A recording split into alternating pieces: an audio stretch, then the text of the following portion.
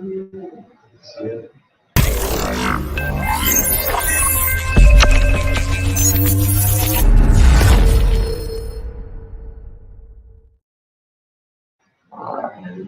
right.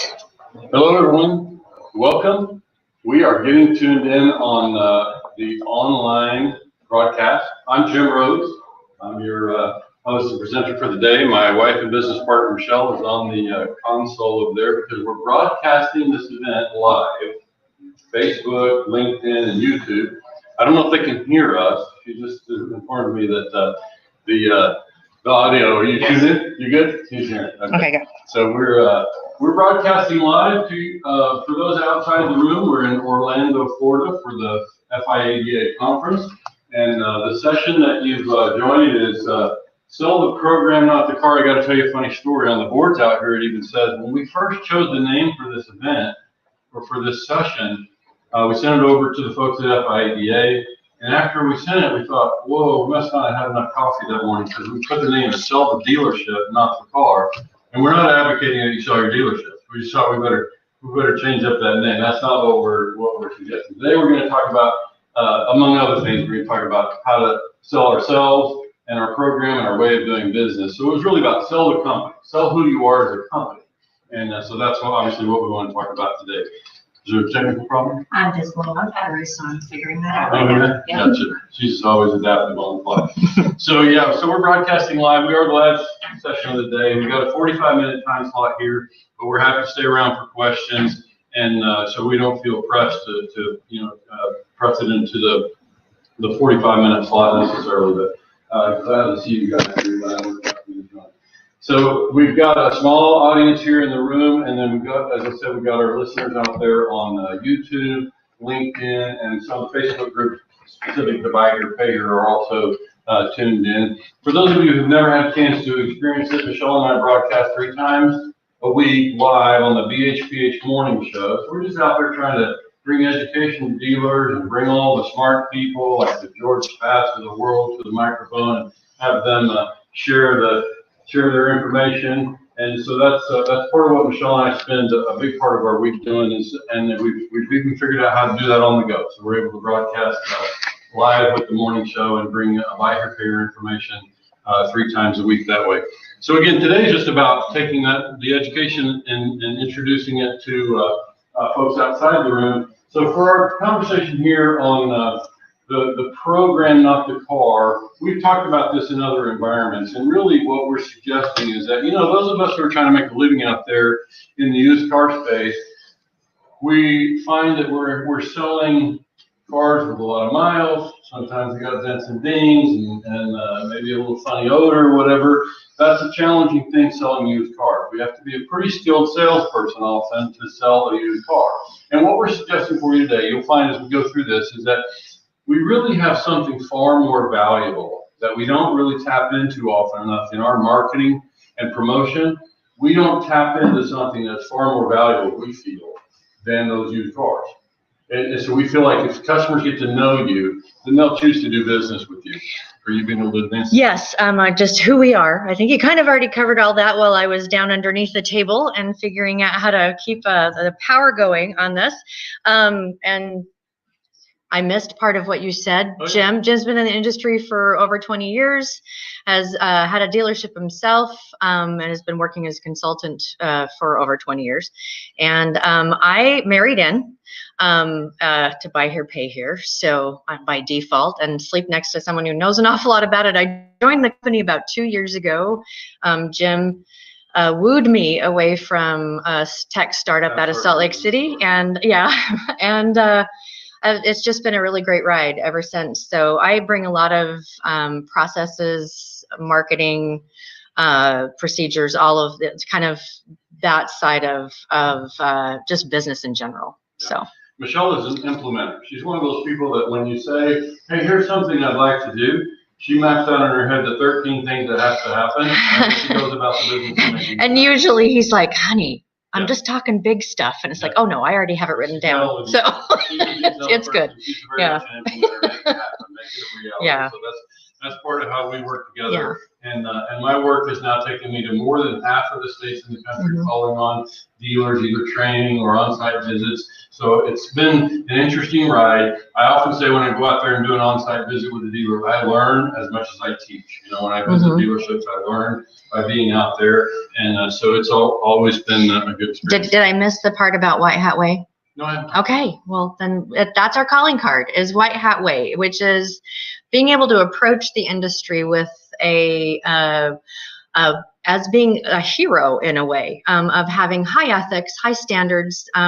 Those of you who have not had the opportunity, if you go onto bhphinstitute.com, we have a whole page which explains where that concept came from. And Jim, having been raised in in Oklahoma, he worked on a farm, and he also had the influences is from his father as a farmer, and also his grandfather was a ranch foreman very close to where his dad was farming, and just the attitude of, we're here to help. We're here to help people learn how to fish too for themselves, and just honesty, integrity, and just those principles that usually are attributed to like the white hat kind of cowboy. Yeah, some great role models, including my grandfather, she mentioned, who was the epitome of what they call a caballero, which is a Spanish cowboy, a Spanish gentleman cowboy, right? So that's that my grandfather was like, his picture could be good. You know? Yeah. And then the other part along with that, those of you who are familiar with what we do, is we teach things in two categories: straight lines and squiggly lines. Straight lines are all of the things that are quantifiable. It's the stuff that can be numbers driven. It's the things that you can really measure in a way that people that are left-brained want to see things measured. We also teach in squiggly lines, which are the intangibles. It's the stuff about, who are you? How are people seeing you? How are people viewing you? How are they connecting with you? Those are things that you really can't put a number or a straight line thing attached to it. So we teach primarily, we can do both. There's a lot of great people out there that can teach the straight lines, but we teach straight lines with a lot of squiggly lines, but we love just diving into the ethics side, the how your customers are seeing you, how they perceive you, what kind of team culture do you have, those kind of things. And I've had a long career in entrepreneurship. Before I was ever in the car business, I was in the retail and sporting goods business, and I've always had an interest in marketing. And in particular, the messaging that is marketing. Like, what if I'm going to run an ad it's going to be delivered to you, George? What message are you picking up from that ad? So it's always been a kind of fascination for me in business, in my retail career before the car business. And now with our clients, we try to help do that, because at the end of the day, we're used car dealers. And beyond that, we're buy here, pay here dealers, which means that industry doesn't necessarily have the best reputation. So if our customers are seeing us through that lens, we've got a lot of work to do in our messaging to make sure we connect with the customer and help them understand who we are and why they should choose to do business with us. So we go on to just basic overview. It's improving some, but the state of the car sales industry is car costs have gone up an awful lot, and we recognize that that's probably one of the bigger challenges that most dealers have in being able to be profitable. Is the cost of the cars have gone up, which means that your margins are a lot different. So everyone's got a car, right? We're already getting cuts into how profitable we are compared to where we were 2019. So what do we do? How do we fix? Yeah, I think one of the points there is that we know it was already hard before COVID. It was already hard to sell a 10-year-old car with miles and maybe shows a little sign of a valve cover leak or whatever. It's already hard to sell that car. Now we have to charge more for it.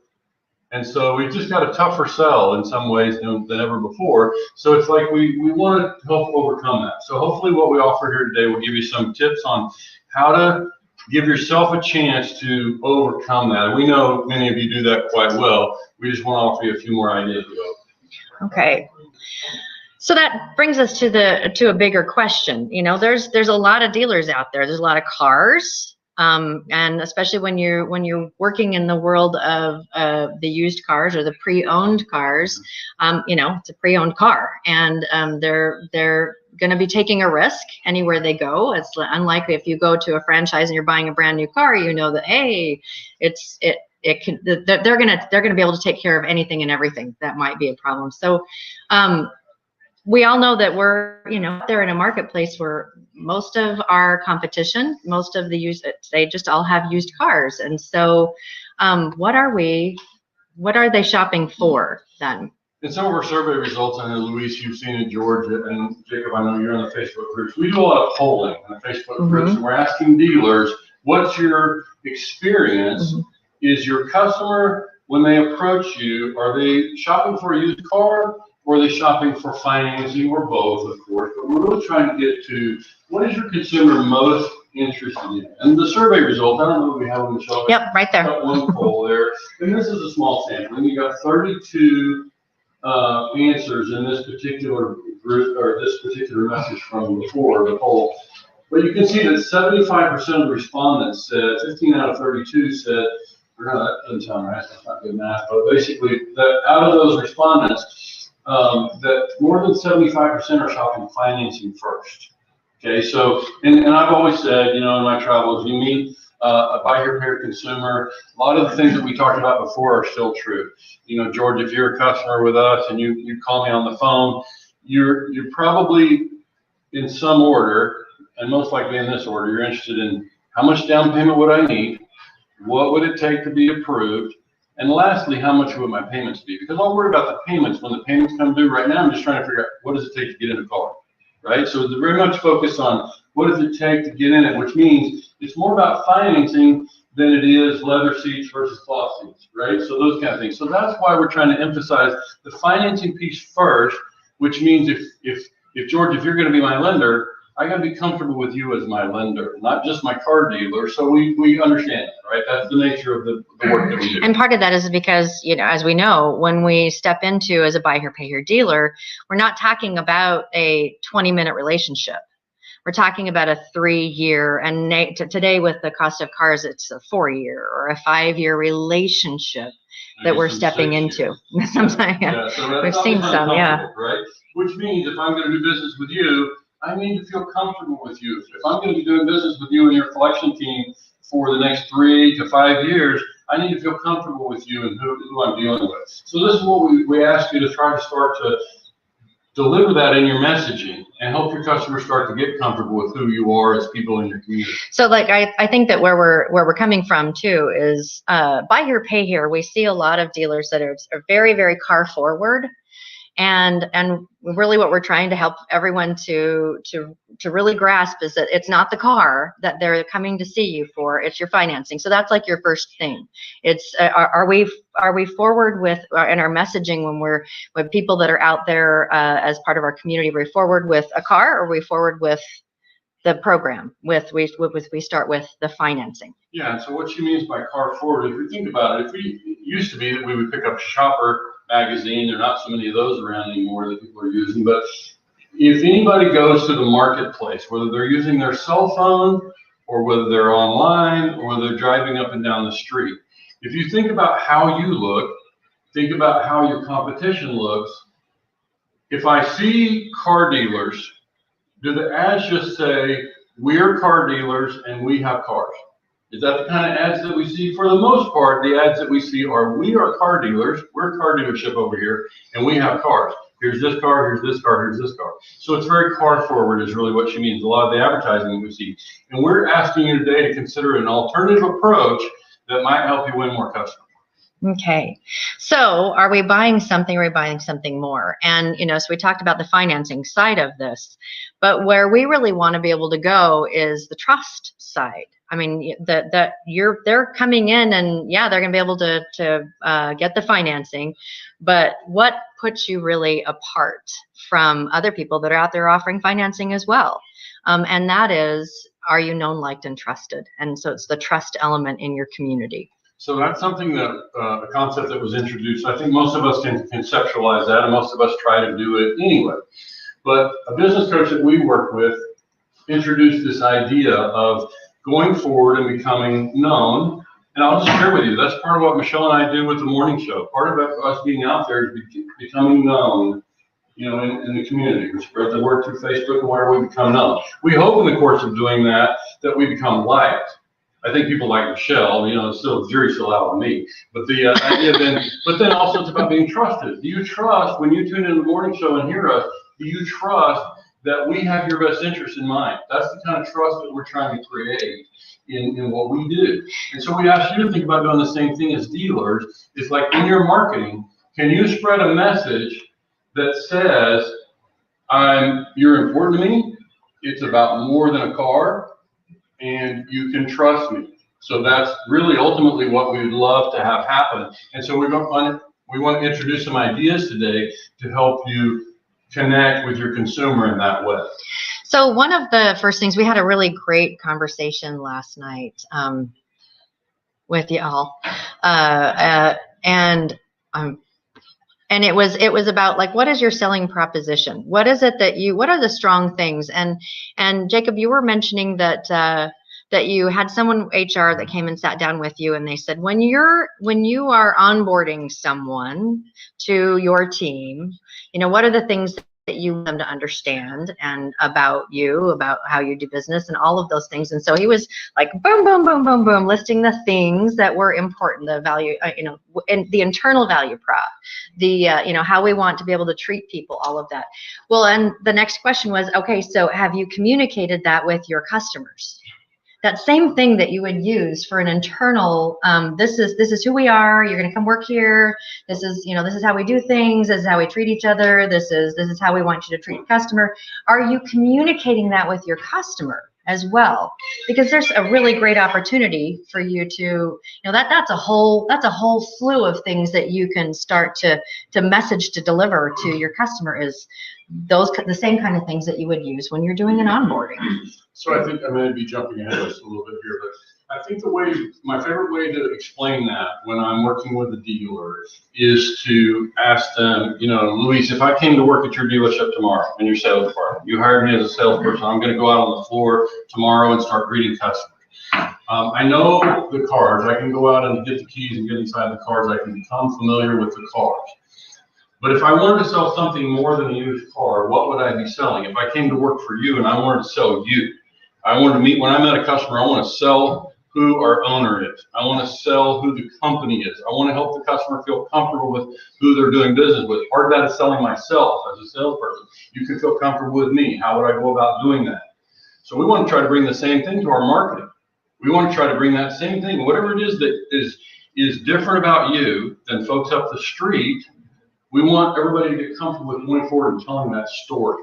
Tell our story about who we are and why customers should get comfortable. And we don't have to sell them on getting comfortable. They just naturally get comfortable as we go forward and tell the story, because if we genuinely care about our consumers, and everybody in the room does, I'm sure, if we genuinely care about having the customer have a successful experience, then as we naturally go forward and just tell those stories, people will get to know us, they'll get to like us, they'll get to trust us. But if I trust you, I probably will show up because I'm interested in doing business with you. And odds are I will find a car in your inventory that suits my particular needs. Mostly I want to do business with you. So we follow the idea there is when we can get customers in our marketing to get comfortable with who we are. And that was always my approach as a salesperson. When I was a salesperson back in the 90s in a Dodge and Chrysler dealership, I ran very high customer satisfaction index, or they call it a sales satisfaction index. Why? Because I was very careful. I was very transparent with my customers. I made sure that we fully disclosed everything that they were buying. I wanted them to go away happy, and they did. Okay, and they continue to do business with me again and again.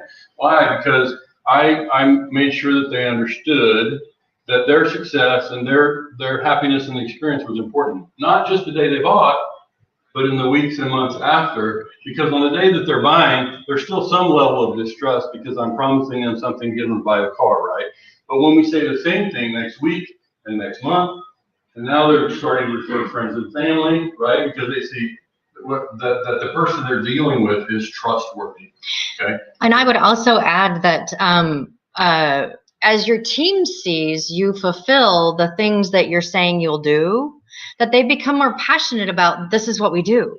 This is who we are. And the more passionate your team is about the good news of this is why you want to do business with us, it becomes much more, people get energized by that. When you're around someone that really has a belief in what it is that they're doing, and it's not about as much about selling a car as it is about, you want to do business with us because we're going to do this and we're going to do that and we're going to stand behind you. We're on the same side of the table. You ever have a problem, just come in and sit down and we can work this out together. And those kind of messages, that when your team sees you fulfill that on a day-to-day basis, and that you're excited about it as well, as they become more energized, and that really shifts the message to the customer on the lot as well. Yeah, and so part of that is just getting to a place where, so it sounds like we're asking you to go out and sell yourself. And really, at the end, we're not asking you to do that at all. We're just asking you to tell your story about who you are. Just tell your story. Mm-hmm. Tell the story about how things work in your dealership. Tell a story about what happened this afternoon in the dealership. You're just telling the story and taking people inside who you are. So you don't have to go sell anybody anything. You just get them introduced to the real you. And that's what we're asking you in your marketing, to the extent we can get more comfortable. And we worked with a dealer not long ago who is like, in fact, he was on our morning show. You can find the episode where we talked about that the dealer, when we first started working with him, he said, I don't think I can do those little videos. Like, I'm just not that guy, is what he said. And I said, you're exactly that guy. You're exactly the guy that we want our community to get to know. Mm-hmm. So whatever it is that you think is that guy, whatever you think that's supposed to look like, don't worry about that. Just be you. And it's also not just about that guy, but it's about that place. Yeah. That, because it can be, you don't have to actually have your face on the things, but it's like, this is the message. This is the message. This is the message. And it can be different team members. It can be, whatever it is, that just pervades that message. And, we know there's a lot of camera shy people out there. And it's, yeah. And he's gone on to be quite comfortable in front of the camera, or he's getting there. But he's not flashy. If you saw follow the Facebook page, he's not flashy at all. Mm-hmm. He's not a polished salesperson, but he's very genuine. And so he talks to the people, and he's very genuine in what he believes and what he shares. And so it comes across. I had a fun little kind of side thought yesterday, a couple thoughts. We flew in on Southwest Airlines. Everybody's familiar with the big problems that Southwest Airlines has had in recent weeks. So Southwest Airlines had a big problem with, software and flights canceled, and huge mess for that. I happily flew them again. Why? Because I have enough brand loyalty. I've had many years of good experiences with that company. So I feel like I know the people, I know the company. They had glitches, sure. But I was happy to fly again. It was a perfectly good experience. But the point is that I was comfortable because I felt like I knew who I was doing business with, right? Mm-hmm. And so I was happily stepping in there again. And then there are other examples like that we see in the marketplace. Is like when you can get comfortable with who you're doing business with, then you build that loyalty. You build some brand awareness, and you also build some loyalty as you do that. One of the things I've gone on to the next slide, if that's, sure.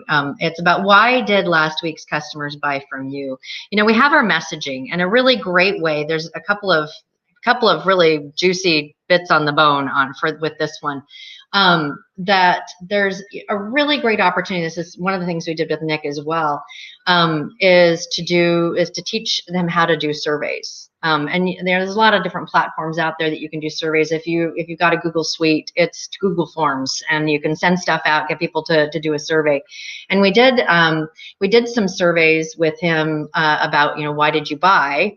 And so you get the ability to be able to get some feedback directly from them. Because one of the things that are they buying for the car or the financing? It's also, what do they know about you? How was their experience? And dealers can guess, gut reaction. It seemed positive. They left with a smile on their face, whatever it was. Surveys is a really great opportunity to be able to find out. So like when someone has just purchased a vehicle, have a survey sent out to them the next day, whatever. And just, I usually want to keep it around 5 questions or less, something that's just like, how would you rate your experience? What was your favorite part? Da, da, da, da, da. So surveys, that's one piece of meat on the bone. The other thing is, one of the exercises that we take our client dealers through when they want to do something that's either like a transformational, we really want to help them dive into improving what it is that they're messaging, all of that, is that we will have them go through an exercise. It's someone named Cameron Harold. If you listen to us, we talk about the book Vivid Visioning, and it's about, you know, kind of getting an idea and a picture about how you want things to be running in you know, day in the life of, you know, who you see, what kind of conversations you're having, all of that. One of the exercises in parallel with that we encourage our dealers to do is to think through two scenarios, and you can even add a third, so like a midstream scenario. You're stopping by the grocery store, you know, the dealer or the salesperson or whatever, you're stopping by the grocery store on your way home from work and pick up a gallon of milk, wife just called, whatever, and you're in line, and one of the people that just bought a car from your dealership or from you is right behind you, and they know who you are. They know that you're Jacob. I own the dealership that I just bought a car from. How does that conversation go? What kind of things are they going to say? Are they going to? Would you ask them questions? What kind of answers would you want them to have based on that conversation? And so, kind of running through, it's like, how would I want that? Instead of it's like, yeah, the car's really cool. It's like, well, how was your experience? You know, is there anything we can do to improve? Having a conversation. So, what does that look like? Write that down. And then at the other end of the spectrum, and I'm going to kind of, we talked about this last night, is either at the end of the contract after they've signed the dotted line, or you've signed the dotted line to transfer title, or you've just traded them into another car. So, you know, one of these, it's like the end of a cycle. What is that conversation? You run into the same person, you're getting milk again. You guys go through a lot of milk. You're getting milk again. That person is right behind you. They know it's your dealership. And so what is that conversation? Are you hiding from them if they've just finished signing on the dotted line? Are they excited to talk to you? Do you know who your customers are? How would you want that conversation to look and to sound and to feel? Usually in every span of the 3, 4, 5, hopefully not 6 years, you've had a couple of hiccups, right? That's something, you know, I'm a little bit late or whatever. How does that play into your conversation? And you can even like back up halfway through this relationship from the full cycle. You just finished helping them through a hiccup, a big one. You know, you choose. How does that conversation go? You know, if you can get really clear about these stories, about how these kind of things go, and about, you know, what kind of energy you have behind it, what kind of energy they have behind it, whether or not they feel seen, liked, heard, all of those things, that if you're really clear with that, that can be your filter for almost every business decision you make. Will it help us accomplish this kind of a story? We're not talking at all about being pushovers, but we're talking about, you know, do people feel like they're seen, that they're understood, and that you're really out there to offer options to help and be able to help them overcome whatever problems that they're having. There are a lot of different things wrapped up in what you just talked about. And I think the key thing that we would say is that we understand none of you in the room would have hiccups with your customers because your cars run without ever breaking down. Yeah. Right? And then your customers don't ever lose their job. Or that never happens. So there are no hiccups for the folks in the room, but maybe some of our listeners outside. But the idea there is that obviously when you have that, when you think about this idea of a vivid vision, some clear vision around what does your business look like in the future? That's a soft concept. That's something that not very many of us make time to do. But when we do that and we think, what are our core principles? Like what can we really stand on? What would be the things that we would do day in and day out that would have an impact on how 3 years from now looks in our business? And we think a lot of those things are around your principles. And so we're asking you to get comfortable with telling those stories, not not in a way that is salesy, where you pitch yourself and say, look at how wonderful we are and how principled we are. Rather, you go forward and tell the stories that is day-to-day life in your dealership. And as they get to know you, because you're principled, they get to know you. It comes through in the stories. So we just feel like as you go forward and market yourself in that way, promote yourself and get comfortable with the idea of telling your stories about who we are, your people, your staff. Tell the stories about them. Tell the stories. We won't name names, but if I think I used an example last night. If I were to be a salesperson, and I walked out at the end of the day and I rolled a quick video that just said, wow, what a day, some days are more gratifying than others. We had a woman come in who, just been through a divorce, and she didn't think she'd be able to get financing, and we were able to help her out. What a great story. I didn't sell anything, but did I? Did I get somebody more comfortable with who I am and how I do business? We hope that's what happens. And so that's the part that we're asking you to contemplate in your promotions. Get comfortable telling the stories about who you are and how your life works, how things happen around the dealership. And so that's the part of when we say sell the program, sell yourself, sell the company, sell your way of doing business, help customers get more comfortable with who you are. And we think they'll do business with you again and again, and they will refer friends and family because they feel good about who they're doing business with.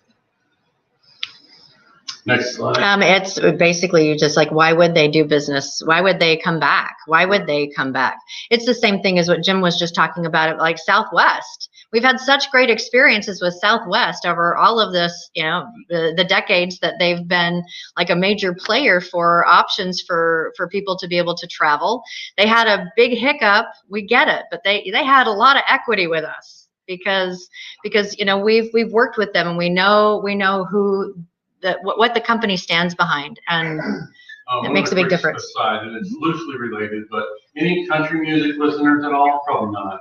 I might be the only one who country music, but I bet others know the story that I'm about to tell. Anybody have an idea if somebody correct me if I'm wrong, but the largest audience ever in Central Park in New York to see a concert? Anybody know who that was? Ever. Garth Brooks. It wasn't even a local. I mean, because he did more than Billy Joel did. Think about a typical New Yorker, what we all think we know about New Yorkers. Why Garth Brooks? There's lots of country music singers out there that can carry a tune, got a great voice, Why Garth Brooks? Why so many people show up to see Garth Brooks? If we know the Garth Brooks story, we might draw our own conclusion, but I think that's an example of what is it about him that made people show up in droves for that concert. And we think many of you have a similar story, and it's just about being authentic. I mean, that's my own conclusion about why so many people would show up to see a guy sing country music. It's like, they like him. It's more than music. They like him. So, what can a buy here, pay here dealer learn from a chicken sandwich? Okay, it sounds like, I might have just gone down, like, where the heck are you going?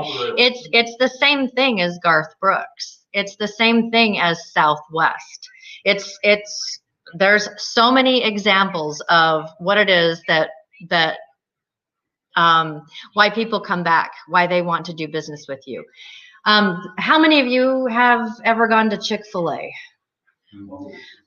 So yeah, and we don't have to be an avid customer of Chick-fil-A, but from my experience as a consumer, there are a lot of chicken sandwiches out there, and there are a lot of good chicken sandwiches or chicken nuggets or chicken whatever.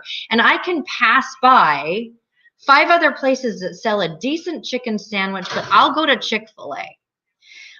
Also, I don't know if you have all noticed this, and I see this. We travel all over the U.S.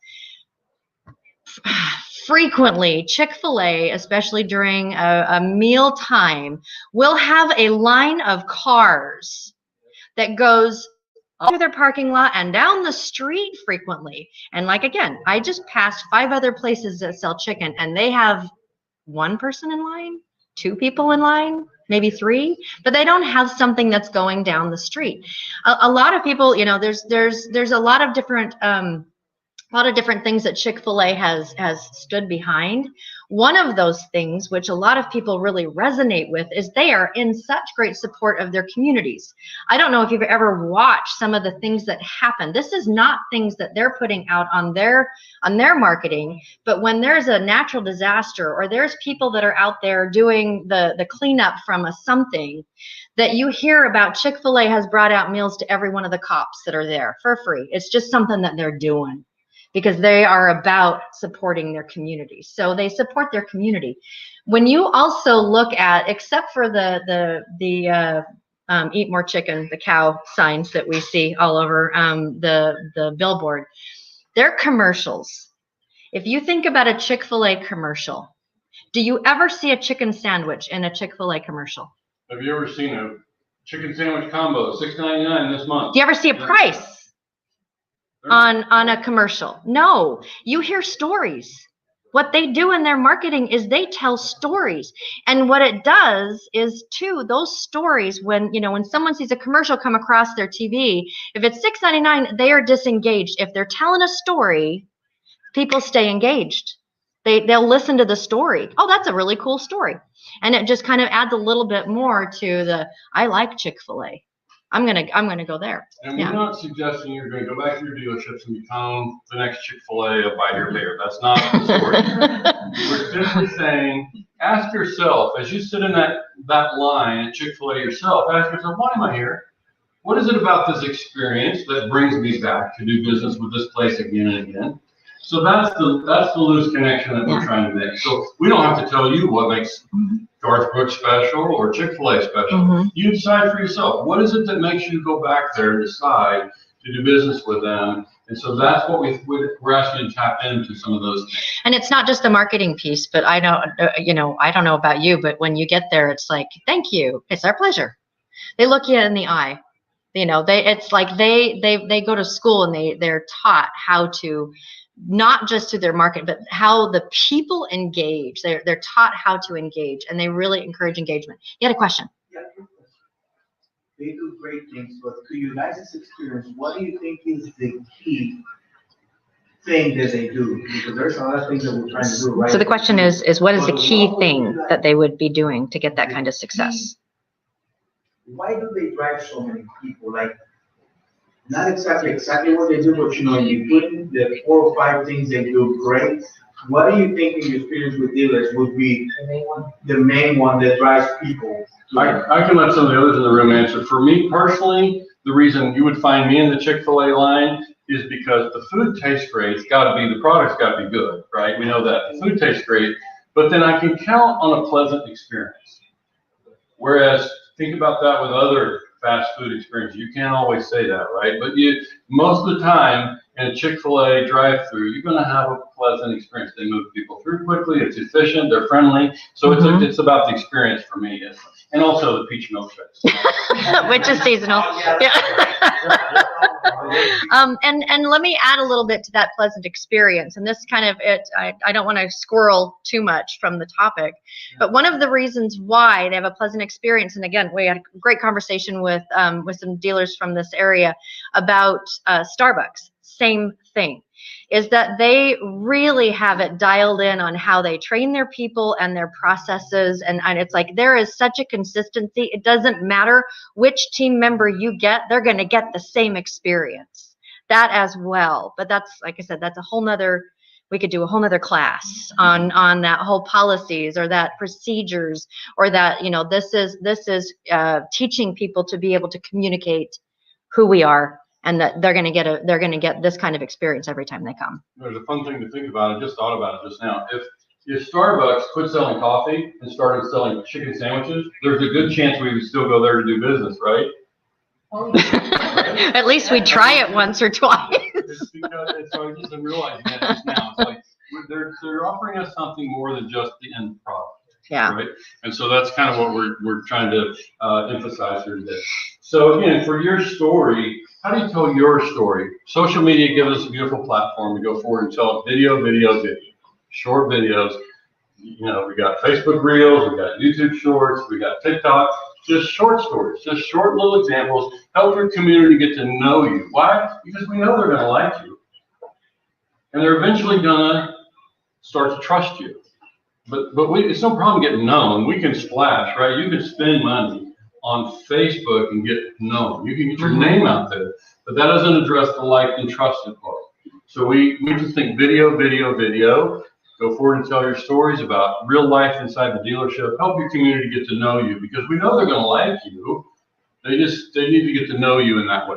So you can become more than just a person that sells cars. Right. You become someone that's like, hey, this is like a relatable person, or this is a relatable team, or these are people that really do truly care. And I'm going to give you a nugget. And I sat in on the address that was in here before we got set up, and it was on marketing on the shoestring budget. And if you are taking an opportunity with your team members, because there might be 5 or 10 people or whatever that work at your dealership, all of them they're a crucial part to what it is that you do. If you take an opportunity like once a week or every other week that you're going to do a spotlight on whatever marketing that you have out there on a team member, take a little video or a little snapshot of them doing their job, and hey, we wanted to introduce you to so and so and such, and this is, they come with this kind of experience, and then we really appreciate working them. So, you mentioned a couple of things about why they're part of the team and about why you enjoy working with them, and so you put things like that out. It doesn't have to be super long, but people like to see, one, your team members will appreciate and feel more appreciated if they see that you're taking an opportunity to be able to spotlight them. It's like, I appreciate you. That's like a very, very public way of saying, good job. I appreciate you. But also your consumers appreciate an employer who appreciates their employees, right? I mean, who doesn't appreciate? It's like, oh my gosh, they treat their employees really well, and they appreciate their employees. That's just another little mark, and I think I like this person, and I want to be able to do business with them. So that's just a little things you can do to add to your marketing, is you become more relatable if you start to just appreciate your team on your social media or on your marketing. We need to start to wrap up. Yes. We want to take the questions too. I got to tell one quick story that years ago, I was a young consultant, so in the early 2000s, I remember meeting a gentleman by phone, never visited their dealership, but I was talking to him about some matter related to his business, and he shared with me that Jim, we've been in this business however many years, we have a new car store, and he says, our business has done great. We now own our property free and clear. We have I forget the number, 400 or 500 account portfolio, and it generates positive cash for us. It actually puts money in our Chevy store or whatever the franchise was. He said, but what I love best about Buy Your Bear is that we're helping people. That's a story I love we need to that. tell. So many people feel the same way. That's the story we need to go tell. It's like because yes, he's very profitable, generates a lot of positive cash flow, creates some wealth in the business, but that's not what he said was his favorite part. So we got to be ready to go tell that story about what we enjoy about the business and what we do.